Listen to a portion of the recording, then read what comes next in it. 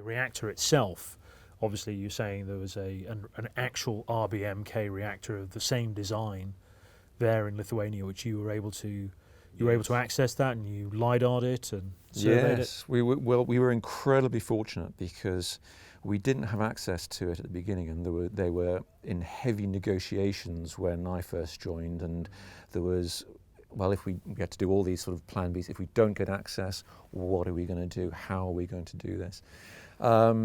But we were incredibly fortunate to get access to it, and I think we're the only film crew that have ever been allowed in there. And we were given pretty much unfettered access to the main reactor hall, to the exterior, to the administration blocks, which we were enormously grateful for because it was built at the same time. So a lot of the interior decoration is all authentic. It's all exactly as you imagine. You can really feel it when you watch the show, that the level of detail, the authenticity in every shot of the interior and the exterior, both before and after the disaster, is fantastic. And then there was a pre-existing model you already had of the destroyed site, the exterior, but you had to do. Did you have to do much work to rebuild it, to get it up to scratch for the Yes, no, absolutely. I mean, the difficulty that we had was we had an exterior rubble pile set at Martinus, which is just outside Vilnius, where we were going to film the firefighters. We subsequently had access for a week at Ignalina Nuclear Power Station.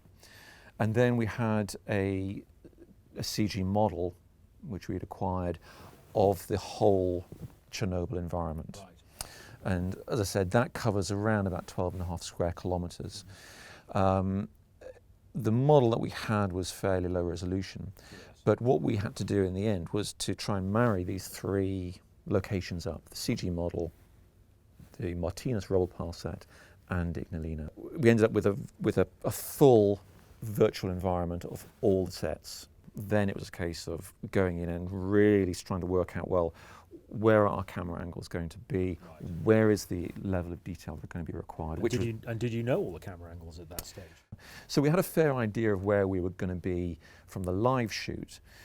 What subsequently happened was that we, during post-production, we wanted to get some other camera angles. We needed to do other shots where we weren't on the ground, we weren't limited to the approach road.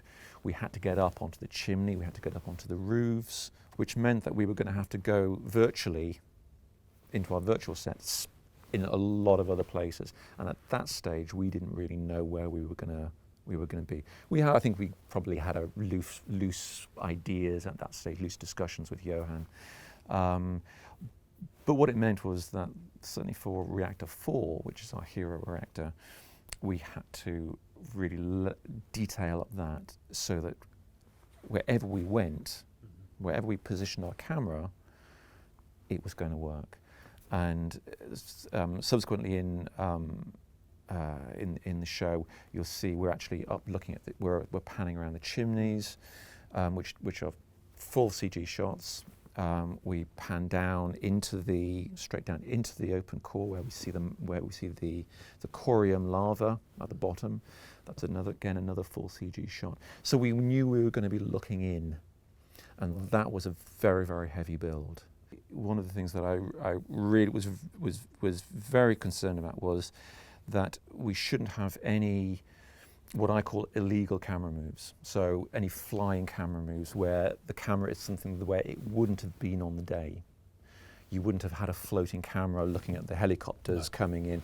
So we kept everything, as I said, what I call legal. So if you can put it on 3 legs, or if you can put it on a dolly, or if you can put it on a jib arm, that was the limit of our camera moves. And it keeps people within the story. You never sort of are pulled out to think, well, hang on a sec, that's a modern CG camera move. Yes. Everything had that sort of level of authenticity.